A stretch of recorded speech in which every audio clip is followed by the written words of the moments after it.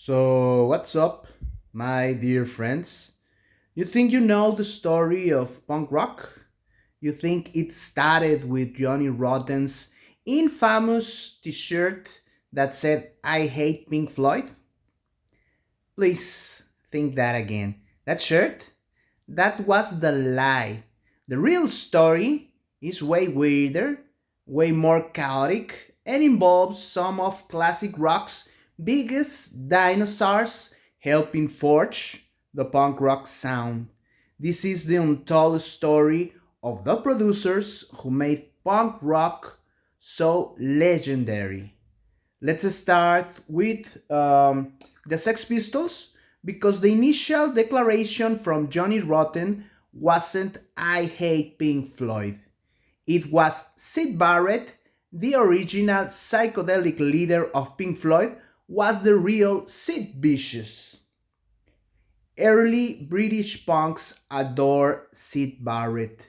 They saw him as a tragic hero, a pure unconventional artist whose self destruction paralleled their own anarchic visions. In Barrett's beautiful, chaotic imagination, they saw the spark they wanted to ignite. The hate for Pink Floyd came from what the band became after Sid left. The dream producer for both the Sex Pistols and the Dam, it was Sid Barrett.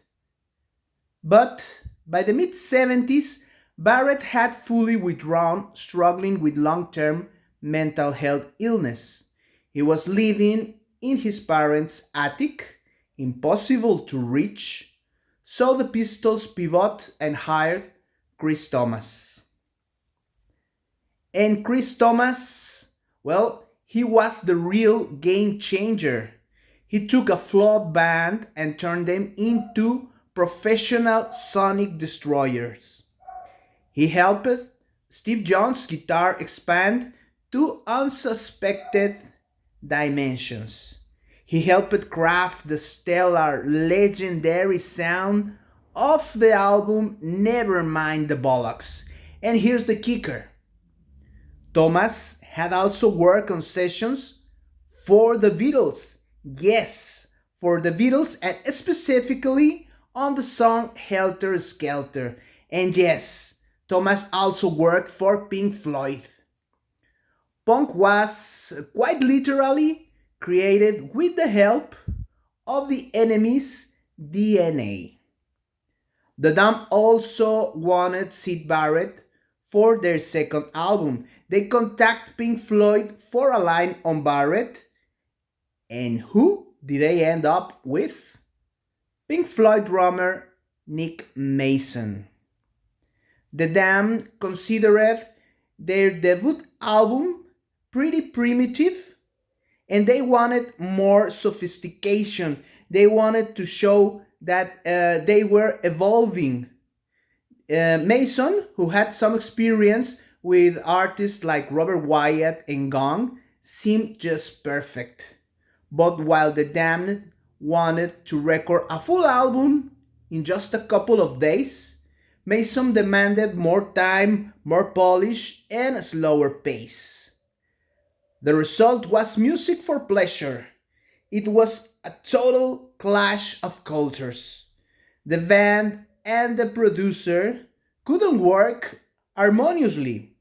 The album was initially called a failure, but over time it became more and more appreciated as a bold step, breaking the genre's limitation. It was a failure that resulted in a unique, sophisticated punk record, something they probably wouldn't have with Sid Barrett.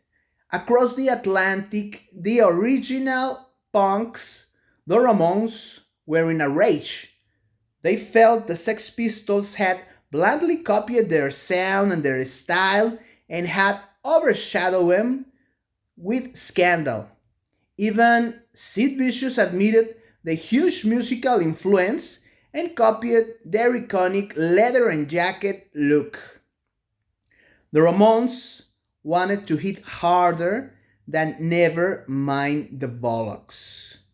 They were looking for pure, unadulterated power when legendary producer Phil Spector offered to produce their album Rocket to Russia, but at the time they said no.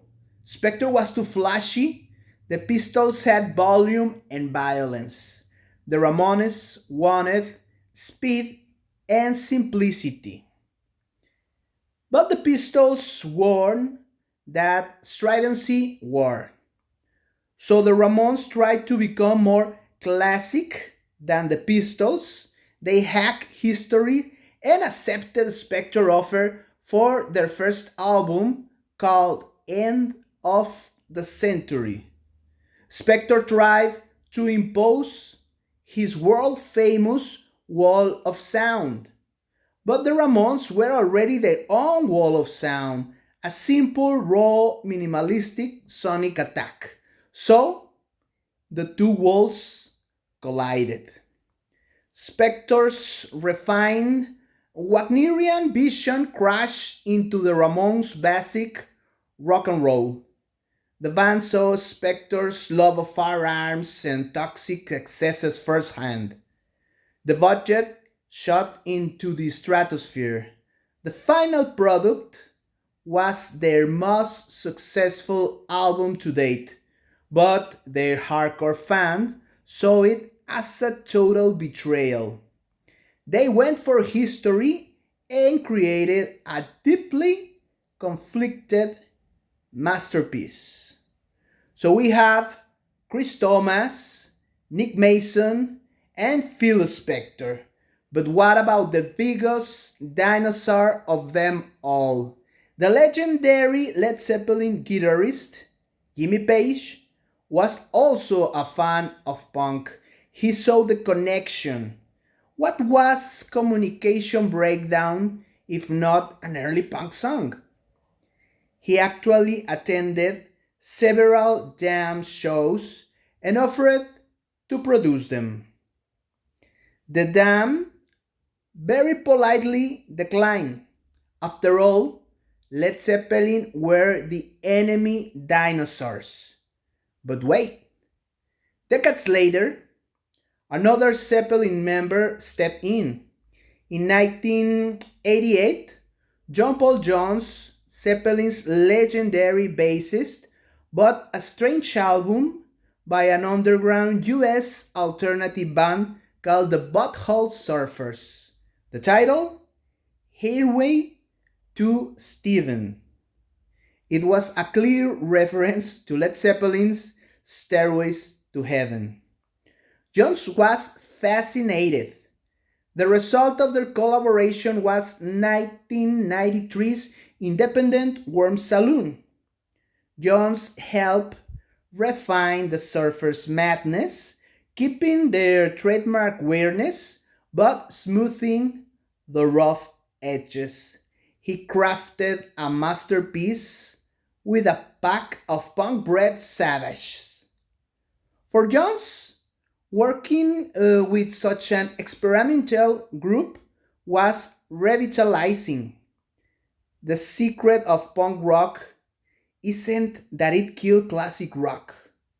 The secret is that the enemy, the old guard, the rock royalty, were secretly fascinated and sometimes essential to the cause.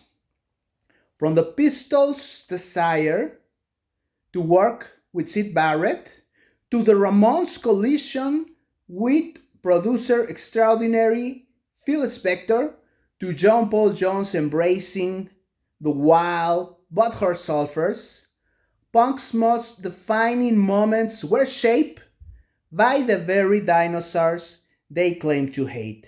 It turns out the revolution needed a few expert hands to load the guns.